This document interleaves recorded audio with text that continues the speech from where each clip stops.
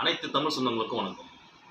இன்னைக்கு என்ன பார்த்தீங்கன்னா, நம்மளுடைய பாராளுமன்றத்தில் மதிப்பிற்கும் மரியாதைக்கும் உரிய மத்திய கல்வித்துறை அமைச்சர் தர்மேந்திர பிரதான் என்ன சொன்னார்னா, திமுக எம்பிக்களுக்கு நாகரிகம் என்பதே கிடையாது.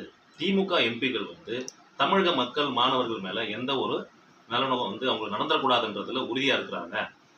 அந்த விஷயத்தை தான் சொன்னார். அதை நம்ம செய்தி ஊடகங்கள் எல்லாமே இப்போ இது பண்ணிடுச்சு.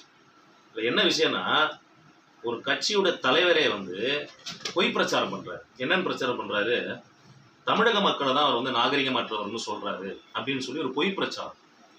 இதை ஒரு கட்சியோட தலைவர் மட்டும் இல்ல, தமிழக முதலமைச்சரை சொல்றது எவ்வளவு அநாகரிகன்றது மக்கள் புரிஞ்சுக்கணும். ஏன்னா அவர் என்ன பேசினாருன்றது மக்களுக்கு தெரியும். அது எல்லாமே டெலிகாஸ்ட் பண்ணிட்டாங்க. அதை சொல்லாததை சொன்னதா சொல்லி அவரோட உருவ பொம்மையை உடன்பரப்புகள்லாம் எரிக்கிறாங்க. நீங்க உடன்பரப்புகள்லாம் நீங்க எரிக்கிறதுனால ஒன்றும் பிரச்சனை போறது கிடையாது. ஒன்று புரிஞ்சுக்கோங்க, அவர் பேசுனது தமிழக மக்களுக்காகவும் தான். பிஎம்ஸ்ரீ திட்டத்தை தமிழக அரசை தவிர மற்ற எல்லா மாநில அரசும் ஏத்துக்குச்சு.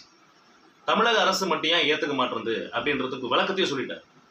சூப்பர் சிஎம் மார்ச் 15ஆம் தேதி இந்த பிஎம்சி திட்டத்தை பத்தி ஒரு டிராப்டை தமிழக எம்பி கிட்ட மத்திய அமைச்சர் கொடுக்குறாரு. அதை ஏத்துக்கிட்டு அதுக்கப்புறமா சூப்பர் சிஎம் சொல்றாருல, அந்த சூப்பர் சிஎம் உடைய அறிவுறுத்தின் பேர்ல, ஏன்னா இங்க நிறைய கள்ளச்சாராய மரணங்கள், பாலியல் வன்கொடுமைகள், அந்த மாதிரி விஷயங்கள் நிறைய நடக்குதுன்றதுனால இதை நம்ம எடுத்துப்போம் கையிலன்னு சொல்லி இதை நாங்க ஏத்துக்கலன்னு சொல்லிட்டு உடனே ஒரு அந்தர்பெட்டி அடிக்கிறாரு.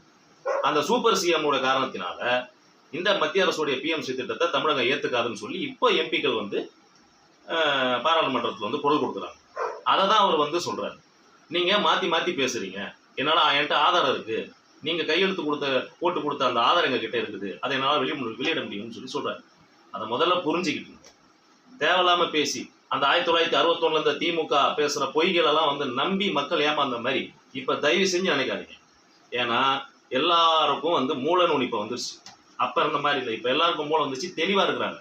அதனால தமிழக மக்களே இந்த திமுக பொய் பிரச்சாரத்தை எக்காரணத்தை கொண்டு நம்பாது.